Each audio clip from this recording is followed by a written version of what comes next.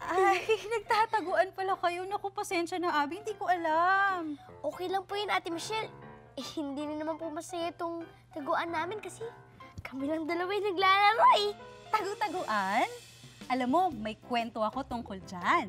Gusto mo basahin ko muna bago tayo maglaro? Sige Sige po. po, ate. Ako, tamang-tama.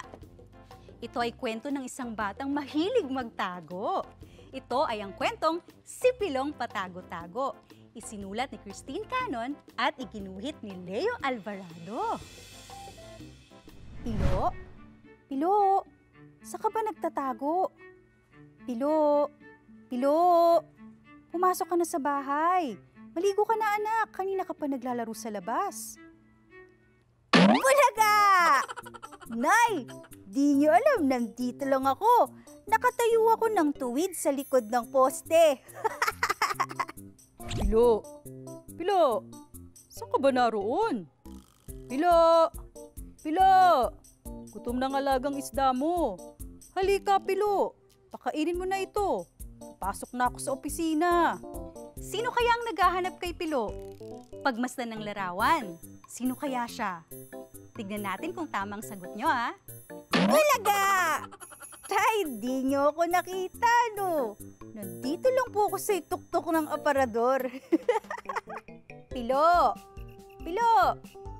Saan ka na naman nagsuot? Pilo! Pilo!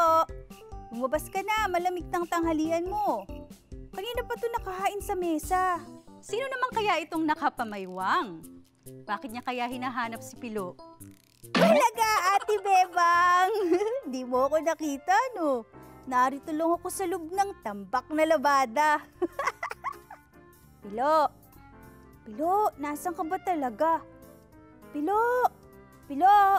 Kailangan na nating umalis. Nariyan ang tricycle sa baba. Sige ka, mahuhuli na naman tayo sa eskwela. Sino kaya itong naghahanap kay Pilo sa ilalim ng kama? Anong hula ninyo? Bakit kaya niya hinahanap si Pilo? Bulaga, Kuya Ray!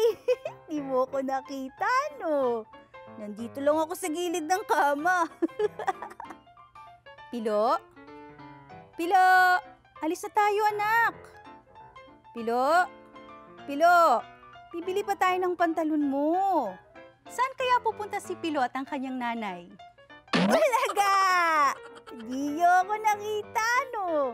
Nakasiksik lang ako sa gitna ng aking mga laruan. Pilo? Pilo? Nakapili na ako ng pantalon mo. Pilo?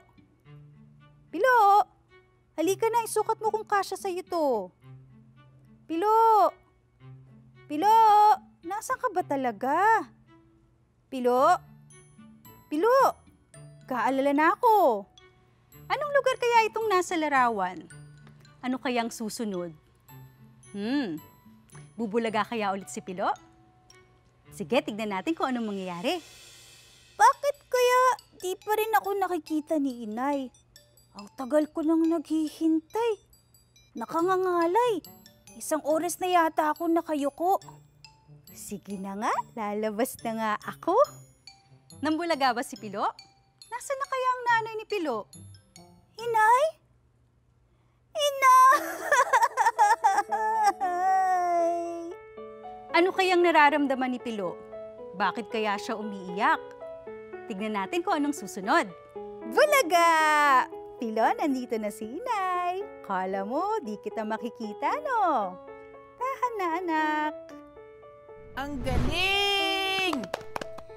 Ang ganda ng kwento, Ate Michelle. Nakakatawa si Pilo.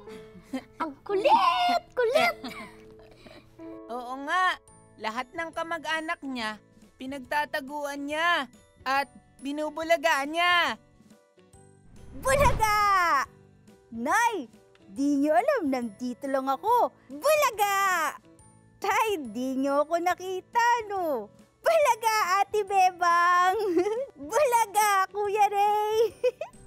Kahit nga sa mall eh, sinubukan niya pa rin gulatin yung nanay niya. Pero, yun ang dahilan kung bakit siya nawala. Bakit kaya di pa rin ako nakikita ni Inay? Ang tagal ko nang naghihintay. Nakangangalay. Isang oras na yata ako nakayuko. Sige na nga, lalabas na nga ako. Inay? Inay! Tama! Ano ngayon ang aral ng kwento? Wag mambubulaga sa mall. Bukod dun. Ano po? May oras at lugar ang paglalaro at pagbibiro. Ayun! Hindi sa lahat ng oras ay kailangang maglaro at hindi sa lahat ng lugar ay pwedeng magbiruan. Pero ngayon, oras na para magtaguan! Yay!